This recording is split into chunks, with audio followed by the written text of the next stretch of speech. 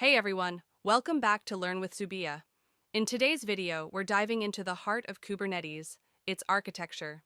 If you've ever wondered how Kubernetes magically manages containers, this video is for you. Let's break it all down in a simple, easy to understand way. Don't forget to like, subscribe, and hit the bell icon for more tech tutorials. Kubernetes is an open source platform designed to automate deploying, scaling, and managing containerized applications. At its core, it follows a master worker architecture. But don't worry, I'll explain each part step by step. The control plane, or the master node, is the brain of Kubernetes. It has several key components. 1. API server.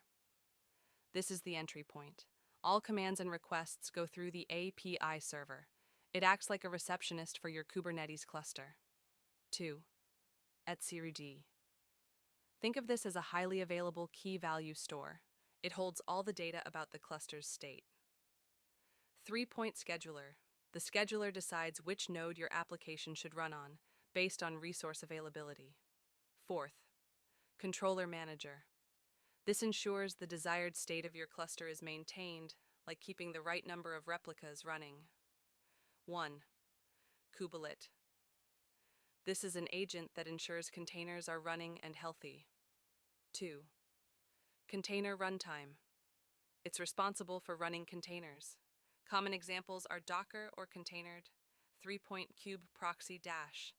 This helps with networking, ensuring communication between services inside and outside the cluster. When you deploy an application, you send a request to the API server.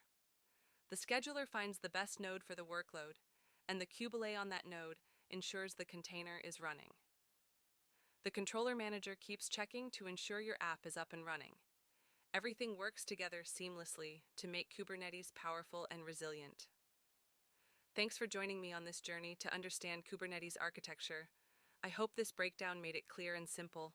If you enjoyed the video, give it a thumbs up and share it with others. Let me know in the comments what topic you'd like me to cover next. Until then, keep learning with Zubia. Bye!